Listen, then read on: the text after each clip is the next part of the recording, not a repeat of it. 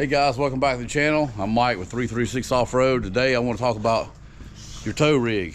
You know, everybody has to get their side-by-side of the trail somehow. And I just bought a new product I wanted to share with you. The install took me about 2.5 hours. But I just purchased this RDS manufacturing gravity-fed fuel tank toolbox combo from Northern Tool.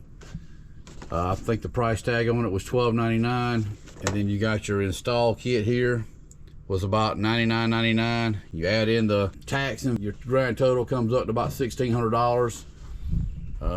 This kit here is great. It comes with some padding you put under here to keep your aluminum tank from rubbing your metal bed. All this stuff here comes sealed already. This is your fuel gauge. This is in case you want to put a pump in it.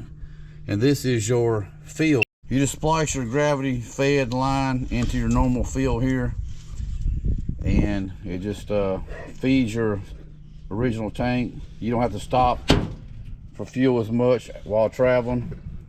Everybody say hello to Harley and Diesel. Once again, thanks for watching. I appreciate it. Hit that subscribe button. Have a great day. See you on the trail.